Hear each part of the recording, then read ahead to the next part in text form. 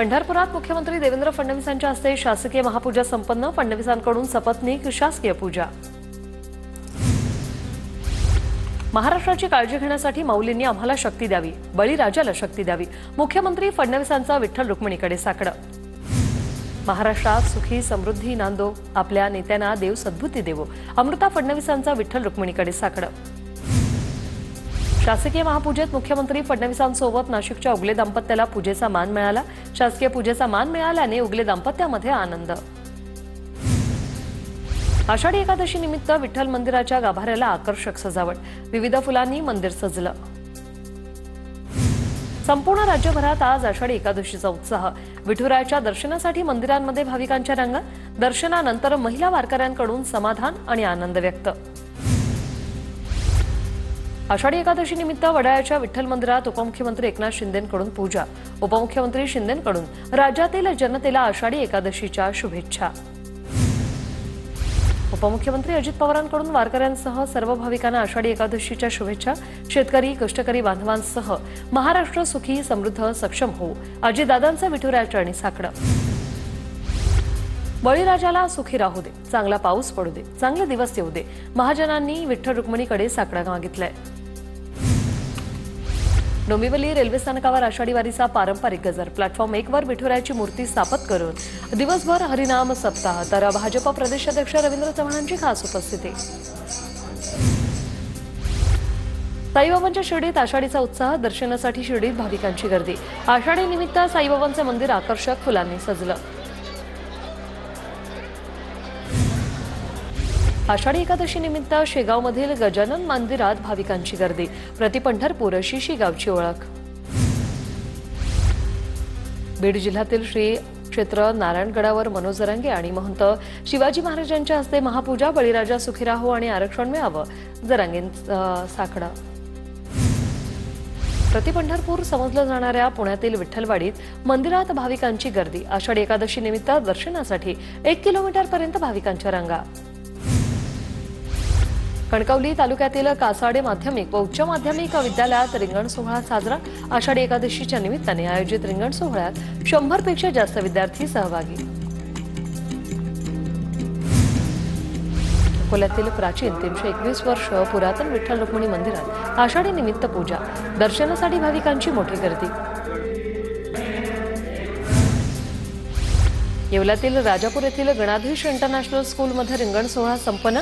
शिक्षणाची वारी विठ्ठलाच्या दारी असा मजकूर असणारे फलक हातात घेत विद्यार्थ्यांनी गावातून दिंडी काढली।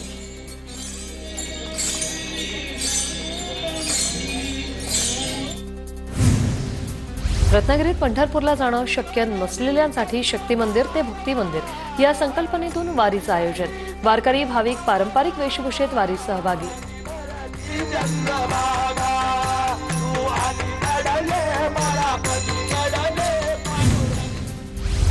बीड जिल्ह्यातील अनेक शाळांमध्ये आषाढी एकादशी निमित्त रिंगण सोहळा साजरा। अनेक शाळांमध्ये पालखी आणि दिंडीचं नियोजन।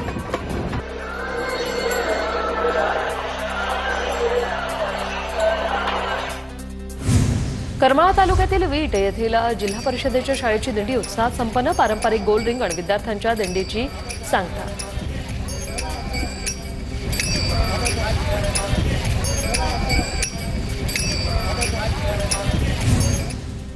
लासलगाव येथील सरस्वती विद्यामंदिर शाळेत 750 विद्यार्थ्यांच्या उपस्थितीत रिंगण सोहळा संपन्न। वारकऱ्यांच्या वेशभूषेतील विद्यार्थी ठरले आकर्षणाचं केंद्र।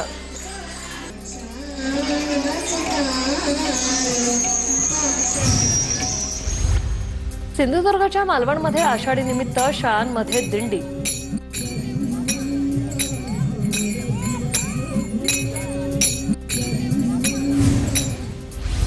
रत्नागिरी जिल्ह्यातील देवरुखमध्ये पाण्यात विठुरायाची रांगोळी साकारली।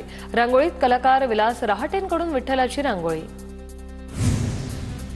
भंडाऱ्यातील गणेशपूरच्या चित्रा वैद्याने तुळशीच्या पानावर साकारली विठ्ठलाची रांगोळी। अनोखी रांगोळी विठ्ठल भक्तांसाठी आकर्षण।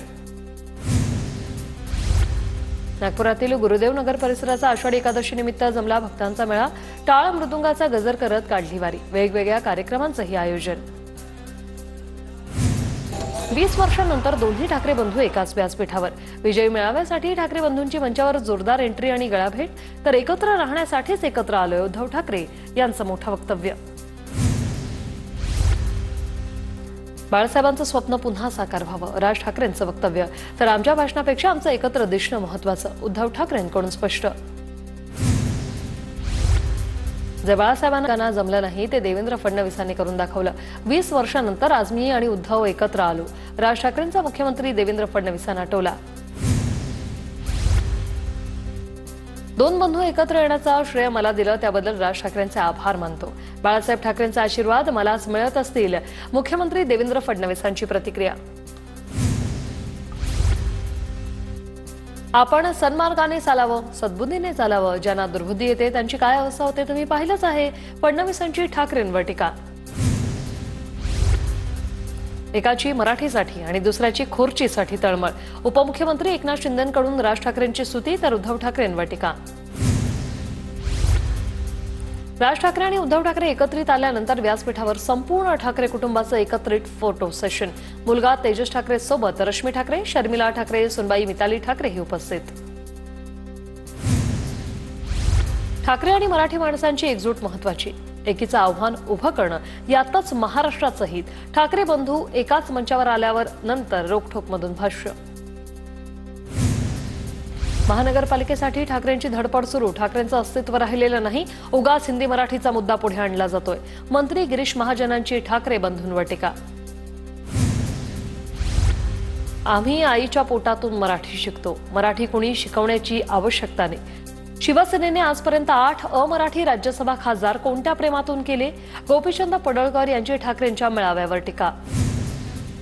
मुंबई शिवसेना भवनासमोर ठाकरेंच्या सेनेकडून बॅनरबाजी. आजच दिवाळी आजच दसरा, बॅनरवर आशय.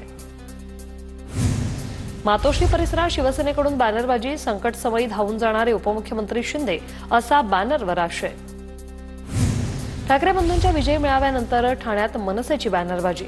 धन्यवाद देवाभाऊ, तुमच्यामुळे एकत्र ठाकरे भाऊ, बॅनरवर असा आशय. मनसेनं बॅनरद्वारे भाजपला डिवचलं. मनसेची मान्यता रद्द करा, भारतीय हिंदू सेनेचं निवडणूक आयोग आणि राज्यपालांना पत्र. भाषेच्या नावाखाली होणारी मारपीट सहन करणार नाही, प्रमोद सिंह यांची प्रतिक्रिया. परळी तालुक्यात शक्तीपीठ महामार्गाला शेतकऱ्यांचा विरोध. घोषणाबाजी करत शेतकऱ्यांनी मोजणी रोखली. मोजणी करण्यासाठी आलेल्या अधिकाऱ्यांना शेतकऱ्यांच्या रोषाला सामोरं जावं लागलं. मुंबई शहर आणि उपनगरात पहाटे पावसाच्या सरी. मरीन ड्राईव्ह दादरमध्ये पावसाची हजेरी. वसई विरारसह नालासोपाऱ्यात रात्रभर जोरदार पावसाची हजेरी. नागिनदासपाडा परिसरात पाणी साचलं होतं. नालासोपाऱ्यात पावसामुळे मुख्य रस्ते पाण्याखाली. आचोळे, नागिनदासपाडा, संकेश्वर नगर आणि गालानगरमध्ये रस्त्यांवर पाणी. कल्याण डोंबिवलीत मुसळधार पावसाची हजेरी. हवामान विभागाकडून पुढील 2 दिवस मुसळधार पावसाचा अंदाज. धुळ्यातील साक्री तालुक्यातील जामखेली धरण ओव्हरफ्लो. सांडव्यातून वाहणारं पाणी पाहण्यासाठी पर्यटकांची गर्दी. सांगलीच्या चांदोली धरणातून वारणा नदीत विसर्ग सुरू. 4,500 क्युसेकनं पाण्याचा विसर्ग करण्यात येत असल्यामुळे नागरिकांना सतर्कतेचा इशारा. नागपूर जिल्ह्यातील नेरी परिसरात पत्नीची पती समोरच कन्हान नदीत उडी. पती पत्नीनं एकत्रित फोटो काढल्यानंतर अचानक पत्नीनं नदीत उडी मारल्याची माहिती. पोलिसांकडून शोधकार्य. बीडच्या केज तालुक्यातील एका गावात गतिमंद मुलीचा विनयभंग. आरोपी विरोधात केज पोलिसात गुन्हा दाखल. पोलिसांकडून तपास सुरू. पुण्यात जन्मदात्या आईवडिलांकडून 40 दिवसांच्या मुलीची विक्री.